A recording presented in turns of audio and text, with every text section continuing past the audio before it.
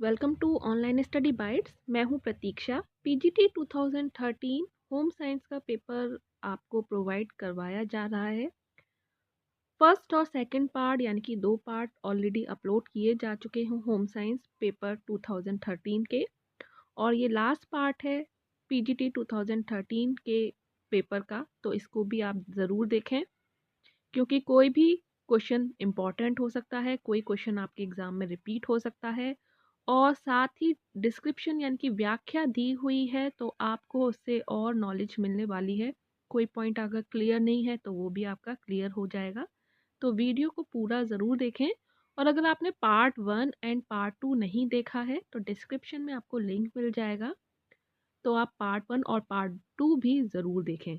तो चलिए स्टार्ट करते हैं पीजीटी 2013 होम साइंस का थर्ड पार्ट। फ्रेंड्स, अब आप मुझे फॉलो कर सकते हैं अनअकैडमी लर्निंग ऐप पर। प्लेलिस्ट में जाकर अनअकैडमी लर्निंग ऐप डाउनलोड कीजिए और वहाँ सर्च कीजिए प्रतीक्षा आचार्य। वहाँ आप देख सकते हैं सभी कोर्सेज और अपडेट पा सकते हैं मेरे न्यू कोर्सेज के बारे में। सभी लेसन्स देख सकते हैं और डाउनलोड स्लाइड्स करके उनको कभी भी ऑफलाइन देखा जा सकता है। तो अनअकैडमी लर्निंग ऐप पर सर्च करना मत भूलिए प्रतीक्षा आचार्य। क्वेश्चन नंबर 86 से स्टार्ट हो रहा है पीजीटी 2013 का पेपर, और इससे पहले के जो भी क्वेश्चन है वो पार्ट 1 और पार्ट 2 में अपलोड किए जा चुके हैं, तो आप ज़रूर देख लें। तो 86 क्वेश्चन है, जीवन रक्षक घोल निम्न अवस्था में दिया जाता है। ऑप्शन आपके सामने है, साथ ही आपको आंसर भी दिया हुआ है कि जो जीवन रक्षक घोल है वह निर्जलीकरण अवस्था, ऑप्शन ए इसका सही आंसर है, उल्टी, दस्त, अधिक ज्वार में दिया जाता है। शरीर में सामान्य से कम मात्रा में जल रह जाना ही निर्जलीकरण कहलाता है। आजकल बाजार में कई प्रकार के जीवन रक्षक घोल विद्यमान हैं। नेक्स्ट क्वेश्चन है, डोमेस्टिक सीवेज में अशुद्धता का प्रतिशत है। तो यहाँ पर आपको आंसर आप गैस कर सकते हैं आप चाहे तो, और राइट ऑप्शन है इसका ऑप्शन बी, 0.1%। यानी कि डोमेस्टिक सीवेज में सामान्यतः 99.9% शुद्ध जल होता है। भार के अनुसार तथा शेष 0.1% में अन्य घुली एवं निलंबित अशुद्धियां होती हैं। तो डोमेस्टिक सीवेज में अशुद्धता का प्रतिशत जो होता है वो 0.1% है। नेक्स्ट, उपभोक्ता संरक्षण विधेयक कब लागू हुआ? राइट ऑप्शन ऑप्शन जो है सही वो है 6 जनवरी 1987। उपभोक्ता संरक्षण विधेयक 6 जनवरी 1987 को लागू हुआ। इसके तहत कोई भी व्यक्ति जिसके साथ किसी भी वस्तु के खरीदारी में कमी की गई है, उपभोक्ता फोरम में जाकर शिकायत कर सकता है।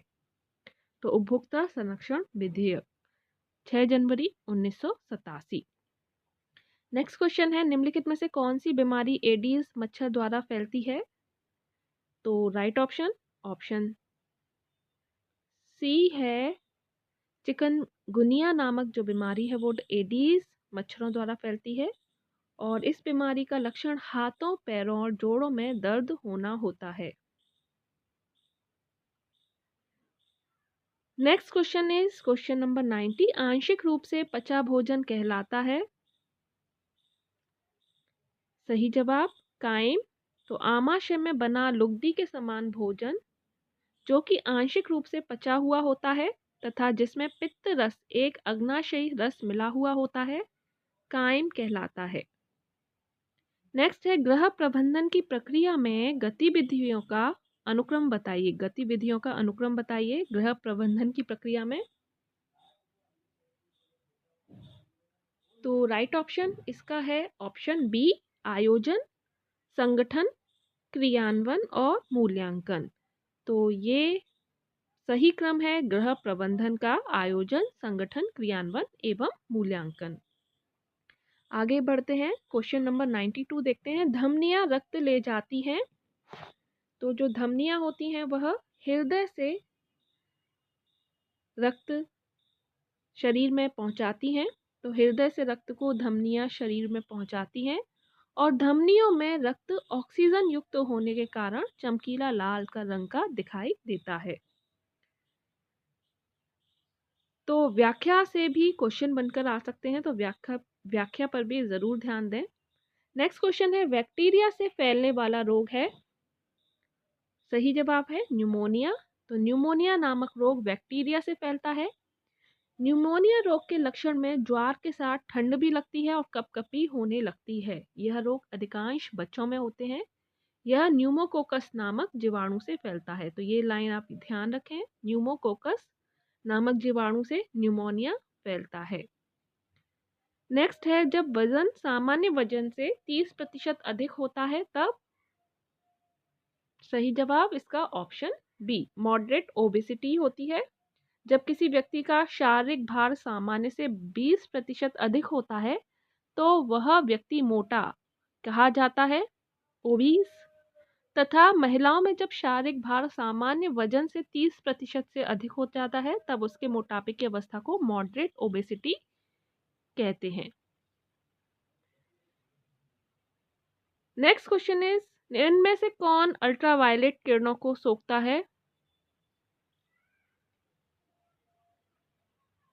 सही जवाब है ऑप्शन सी, ओजोन। ओजोन जो परत है वो अल्ट्रावायलेट किरणों को सोखती है।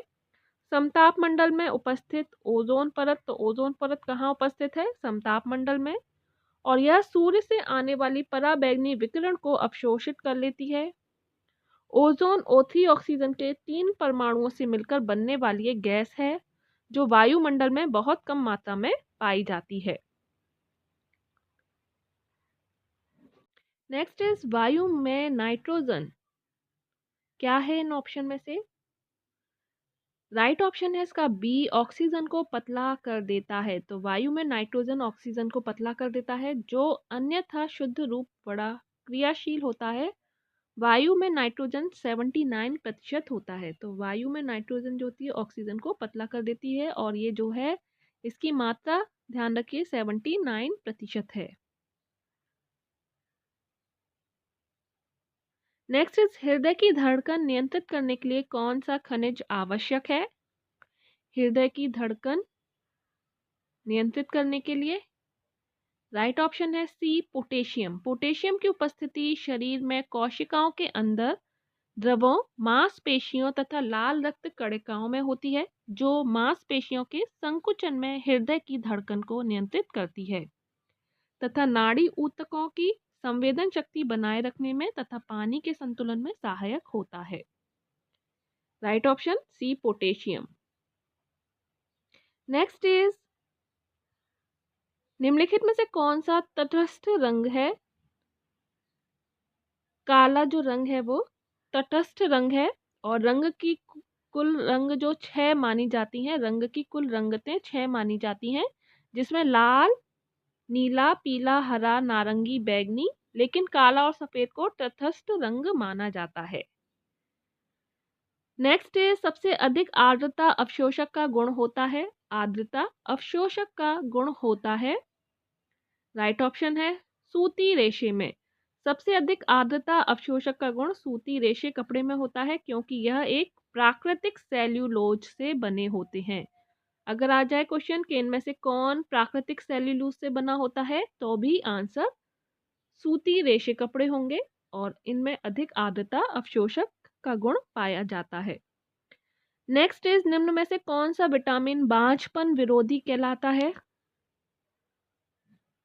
राइट ऑप्शन है इसका विटामिन ई। ऑप्शन सी जो है वह सही ऑप्शन है। विटामिन ई की कमी के कारण कई प्रकार की बीमारियां जन्म लेती हैं और इनमें प्रमुख रूप से प्रजनन अंग ठीक तरह से कार्य नहीं करते, स्त्रियों में भ्रूण गर्भावस्था में ही मर जाते हैं तथा पुरुषों में शुक्राणु कोशिकाओं में ही नष्ट हो जाते हैं। अतः बांझपन जैसी बीमारियां महिलाओं में आ जाती हैं। तो विटामिन ई की वजह से बांझपन विरोधी कहलाता है जो विटामिन ई होता है। स्टेपल तंतु का उदाहरण है, राइट ऑप्शन है जूट। स्टेपल तंतु लघु आकार का होता है।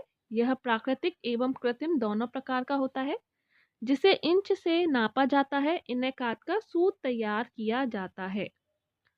राइट ऑप्शन है जूट।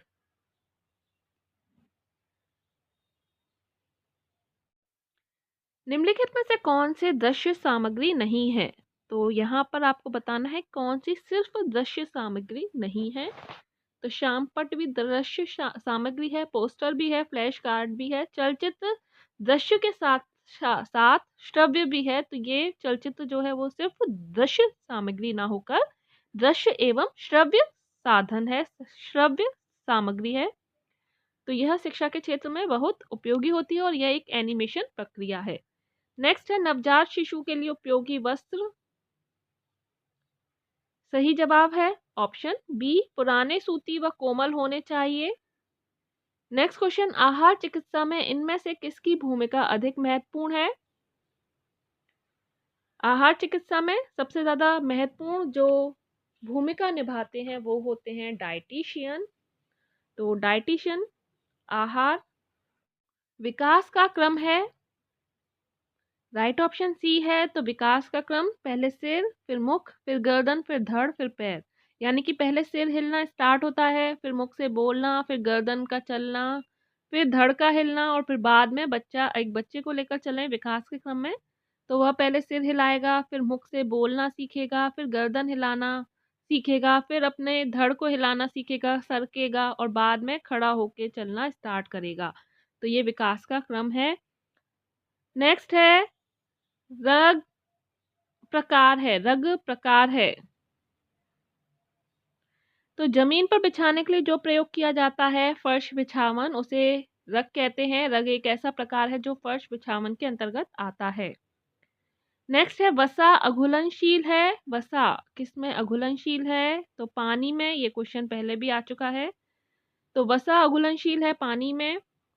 वसा में हाइड्रोजन बंध अनुपस्थित होता है तथा वसा का अंतिम सिरा हाइड्रोफोबिक होता है, जिसके कारण वसा के अणु जल के अणु से भली भांति इंटरेक्ट नहीं हो पाते और फलस्वरूप वसा जल में अघुलनशील होता है।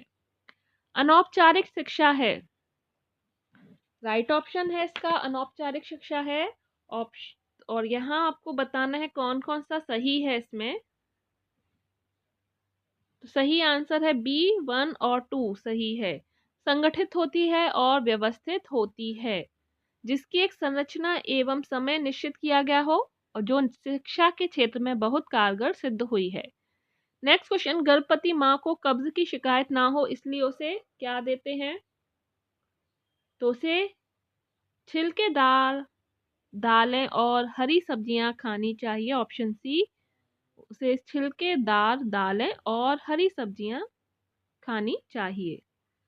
गर्भवती महिलाओं को खान पान का विशेष ध्यान रखना चाहिए। उन्हें खाद्य पदार्थों को ठीक तरीके से पचाने के लिए टहलना लाभदायक होता है। उनके खाने में छिलकेदार एवं हरी सब्जियां तथा दालों का सेवन अधिक होना चाहिए। नेक्स्ट है भारत के किस राज्य में वायु प्रदूषण का स्तर सबसे अधिक है? तो बहुत आसान क्वेश्चन है ये। ऑप्शन ए दिल्ली, सबसे ज्यादा प्रदूषण का स्तर दिल्ली में पाया जाता है। वर्तमान यानी कि 2017 में भारत का सर्वाधिक वायु प्रदूषित शहर ग्वालियर मध्य प्रदेश है तथा पूरे विश्व में इस दृष्टि से जाबोल ईरान शीर्ष पर है। और इस समय यानी कि अगर हम बात करें 2018 की, 2018 में हुआ है ये। और 2018 में सर्वाधिक जो प्रदूषण का स्तर है वो है कानपुर। तो कानपुर जो है 2018 का सर्वाधिक वायु प्रदूषित शहर है। अगर क्वेश्चन आता है कि इस समय वायु प्रदूषित शहर कौन सा है तो आंसर होगा कानपुर। लेकिन यहाँ आप देखेंगे ये जो क्वेश्चन है 110, इसमें स्टेट है और असम, केरल, राजस्थान इन तीनों में ही प्रदूषण नहीं है इतना। तो दिल्ली इसलिए आंसर होगा। अगर यही इस तरह का क्वेश्चन आता है तो आंसर दिल्ली होगा। लेकिन अगर बात की जाए सिटी की तो सिटी में सबसे ज्यादा कानपुर में है। और ये डिसाइड कौन करता है? जो रैंकिंग दी जाती है वो WHO के द्वारा दी जाती है, जो है वर्ल्ड हेल्थ ऑर्गेनाइजेशन। इसके द्वारा जांचा जाता है और रैंकिंग दी जाती है। तो नंबर 1 पर कानपुर है वायु प्रदूषित शहर में। नेक्स्ट है विटामिन कॉम्प्लेक्स घुलनशील है। तो विटामिन कॉम्प्लेक्स यानी कि विटामिन बी कॉम्प्लेक्स जल में घुलनशील है। यह एक विटामिन न होकर कई विटामिनों का एक समूह होता है। इन सब विटामिनों के सम्मिलित रूप को विटामिन बी कॉम्प्लेक्स कहा जाता है। तो विटामिन बी जो होता है वो जल में घुलनशील होता है। नेक्स्ट, 1 ग्राम वसा देता है। सही जवाब 9 कैलोरी ऊर्जा। वसा ऊर्जा का मुख्य साधन है। भोज्य पदार्थों में वसा ऊर्जा का सबसे अधिक सांद्रित रूप है। कार्बोहाइड्रेट व प्रोटीन की अपेक्षा वसा का एक दुगने से भी अधिक ऊर्जा देता है। वसा का 1 ग्राम 9 कैलोरी ऊर्जा के बराबर होता है।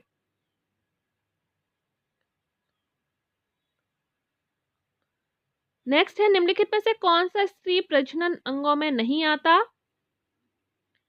सही जवाब ए प्रोजेस्टेरोन। प्रोजेस्टेरोन स्त्री का प्रजनन अंग नहीं बल्कि एक प्रकार का हार्मोन है जो महिलाओं में पाया जाता है, जिसे गर्भावस्था हार्मोन भी कहते हैं। अन्य सभी विकल्पों में दिए गए अंग स्त्री के प्रजनन अंग के अंतर्गत आते हैं। नेक्स्ट इज, निम्न में से कौन प्रबंधन का कार्य है? सही जवाब है कार्य का विभाजन। किसी भी घर या संस्था में प्रबंधन का मुख्य कार्य का विभाजन करना है। इससे घर एवं संस्था में आसानी से सभी कार्य किया जा सकता है। नेक्स्ट, पहला मानव निर्मित रेशा। तो पहला मानव निर्मित रेशा कौन सा है? राइट ऑप्शन है option D, nylon. Option D है नायलॉन। मानव द्वारा पहला निर्मित रेशा नायलॉन है, जिसको सन 1884 में पहली बार बनाया गया था। नायलॉन का प्रयोग मुद्रण के क्षेत्र में भी प्रयोग किया जाता है। नेक्स्ट क्वेश्चन, 6 रोग से ग्रसित व्यक्ति का आहार होना चाहिए। राइट ऑप्शन ए है अधिक प्रोटीन तथा अधिक कैलोरी युक्त। हृदय रोग से ग्रसित व्यक्ति को हमेशा हल्का बुखार रहता है। इसके कारण उनमें ऊर्जा की हानि सामान्य व्यक्ति से अधिक होती है। इसलिए हृदय रोगी को व्यक्ति या क्षय रोग से ग्रसित व्यक्ति को अधिक प्रोटीन तथा अधिक कैलोरी युक्त भोजन देना चाहिए। नेक्स्ट, क्षय रोग से बचाव के लिए निम्न टीका लगवाया जाना चाहिए। तो क्षय रोग से बचाव के लिए BCG का टीका लगवाया जाता है। क्षय रोग ट्यूबरकुलोसिस जीवाणु द्वारा होता है। इससे टीबी का टीका लगवाना चाहिए। क्षय रोग बचाव के लिए BCG का टीका शिशु के जन्म के 24 घंटे के अंदर लग जाता है। नेक्स्ट है, लेटी के अंतर्गत आते हैं। तो लेटी के अंतर्गत क्या आता है आपको बताना है। तो लेटी के अंतर्गत आते हैं बिब, नाइट गाउन और डायपर। ऑप्शन सी इसका सही आंसर है। तो यहाँ पर आपको इस पर ध्यान नहीं देना है, जो व्याख्या दी हुई है वो बिल्कुल सही है। अंतर्गत बिब, नाइट गाउन व डायपर इत्यादि को शामिल किया जाता है। नेक्स्ट है, किस वानस्पतिक स्रोत से ग्लूटेन प्राप्त होता है? राइट ऑप्शन ऑप्शन गेहूं। गेहूं में ग्लूटेन होता है। तो गेहूं को आप देखेंगे, जितना आप गेहूं के आटे में पानी डालेंगे या पीसेंगे तो उसमें खिंचाव आता है। तो जो खिंचाव होता है वही ग्लूटेन की वजह से होता है। गेहूं खाद्य पदार्थों में प्रमुख माना जाता है। इस वानस्पतिक स्रोत से ग्लूटेन की प्राप्ति होती है। तो जितना ग्लूटेन होगा गेहूं में उतना ही खिंचाव पाया जाएगा। एकीकृत बाल विकास योजना शुरू हुई थी।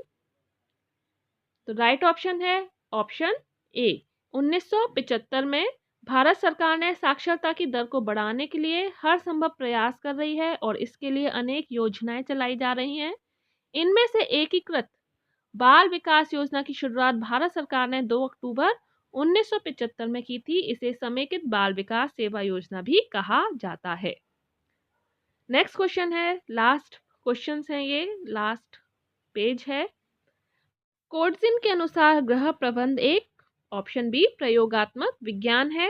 कोड्जिन के अनुसार ग्रह प्रबंध एक प्रयोगात्मक विज्ञान है जिसे प्रबंधन के माध्यम से परीक्षण फल निकाला जाता है। नेक्स्ट है, परिवार कल्याण कार्यक्रम आरंभ हुआ। तो परिवार कल्याण कार्यक्रम 1977 ईस्वी में आरंभ हुआ। यह एक राष्ट्रीय कार्यक्रम है जिसमें बढ़ती जनसंख्या को नियंत्रित करने का प्रावधान है। इसका मुख्य उद्देश्य परिवार को सीमित कर अच्छे रहन सहन का प्रेरणा प्रदान करना है। नेक्स्ट, जल शुद्धिकरण की रासायनिक विधियों में क्लोरीन के किस रूप को सर्वश्रेष्ठ माना जाता है?